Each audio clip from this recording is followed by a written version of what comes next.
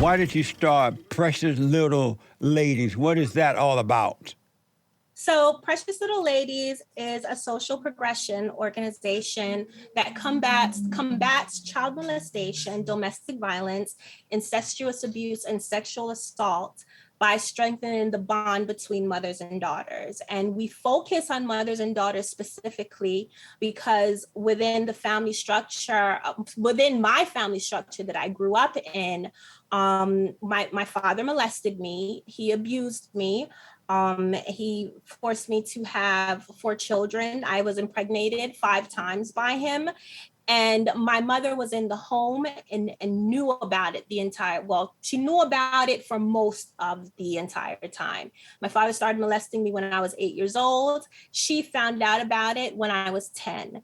And her position and her perspective on why it was happening, what role she felt that I played in it, I think demonstrated the fact that our bond as mother and daughter was weak. She did not have allegiance to me. She chose her husband over me. So I think it's important for women to really develop that bond between their daughters in order to help protect them. Now that does expand outside just the girls. It's also the boys as well, children in general. But to start with, we focus on that and then we expand our services to the entire family, male or female. So yeah, that's why I started it. And that's pretty much what it does. We do the work through media, through social media, through activism.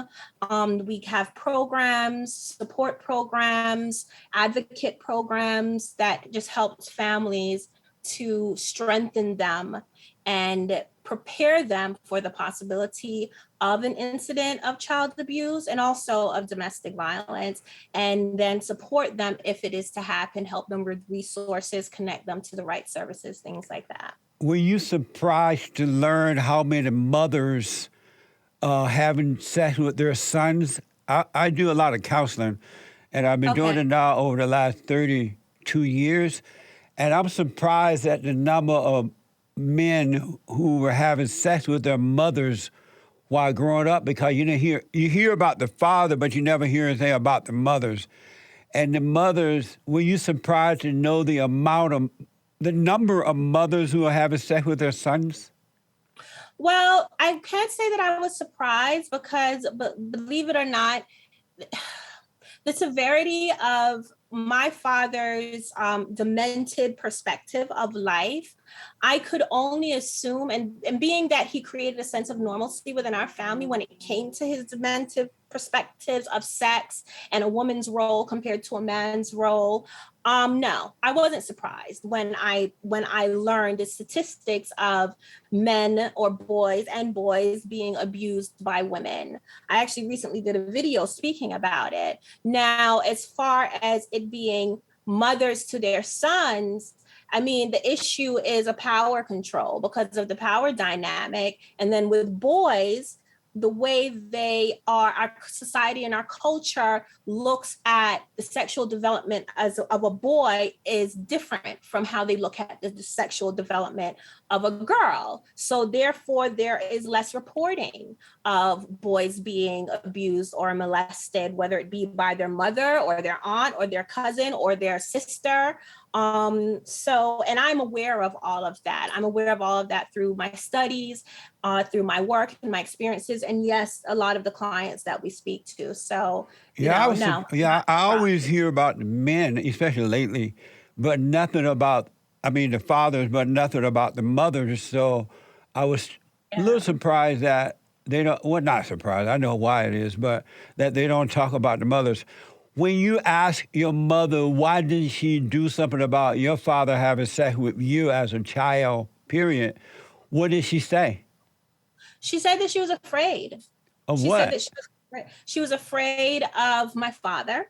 retaliating, afraid of him finding us, because there was different points through my childhood and my young adulthood that I did ask her. When I was very young, there was a time that I felt, and I mean, I know in my young mind, I probably did not consider everything that came along with escaping my father, but I felt that it was an opportunity for us to leave, for us to run away. And her response to me was that she doesn't have anything. My father was the breadwinner in the house. He closely monitored everything that everybody did. So she felt like if she was to try run away, one, she could not support all of the children that she had. She could not How support many did she have? herself. In total, my mom had 9 children. Nice. Nice. Your timing is interesting. My family had 9. My father, mother, well, my mother had 9 children as well. Okay. So that's amazing. And you're number what? 1. You're the oldest. I'm Okay. the So oldest. am I. Are you? Nice. So when you went to your father and asked him, why did you do that? What did he say? I've actually never asked him that. Why not? Now that I think about it. Because he was drilling into my head why he was doing it to me on a regular basis. So I didn't need to ask that question. He told me everything from when I was really young and he first started molesting me, that this is what all fathers did. And he had to teach me how to be a woman. In my teenage years, when I did try to run away at different times, he told me this is the role that a woman plays with a man, and him as the head of our household, he has the power to say and tell us everything that we're supposed to do. He said it was my purpose to be his sex slave. And he said it was my purpose to bring his pure blood inbred children into the world. So he always gave reasons. He said he was chosen by God. So he always gave reasons, and there was never a reason or a cause for me to actually ask him, because he definitely provided the answer before I even could think about asking. And so as an adult, now that you're out there talking about it, have you gone to him and asked why as an adult so you can understand him better? Have you done that at all?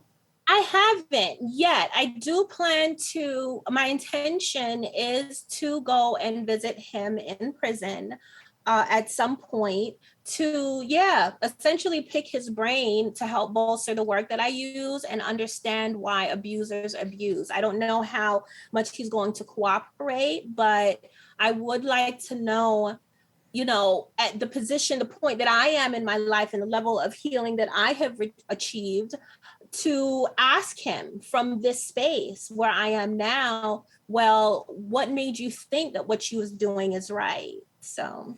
And so, do you love your father? And I don't mean like a sexual kind of love, but do you love your father? I loved him a great deal. I loved him for a long time, even through the abuse. But at this point, no, I don't really. I have love for him as much as I would have for a complete stranger, just because of the fact that they're another human being living on this planet with the potential of contributing something to this world. And as God's creation, I love him that way. But as far as any kind of personal daughterly love, no, that was destroyed a while ago. So I'm not quite understanding. So do you love him or not? You want a definitive black and white answer? I'd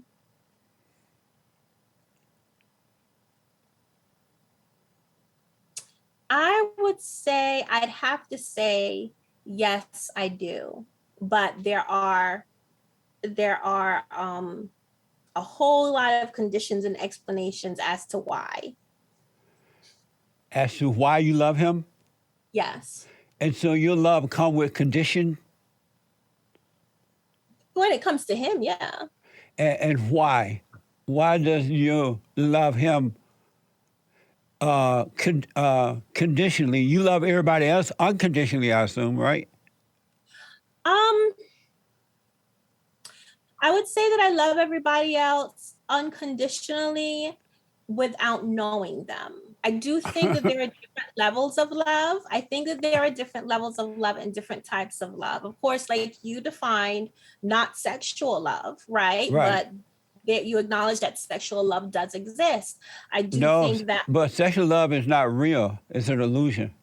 But we'll get to that. I want to understand about you love your father conditionally, but you love other people unconditionally. it's not that I love my father conditionally. It's that the type of love that I have or I could display to him or express to him is conditional. Does that make sense? And give me an example of the conditional love you have for him. So I do think, again, as I said earlier, I have love for him as a human, right? As a human on this planet, as one of God's creations. But his actions, and depending on one, if he's atoned for what he did, for what he's done to me and my sisters, and taking my experience with him throughout my life and the pain that he has caused, then creates levels or steps of the kind of love or loving energy that I would direct towards him. So I have love for him, again, as a human, but even to say I would take my positive energy. So when the day comes that I do talk to him, I'm not going there with hate. I'm not going there with disdain. I'm not going there with fear. I am going there with positive, loving energy in hopes that if he was to take that or receive it, then it would help him heal, understand, or come to some kind of atoning resolution for the things that he's done.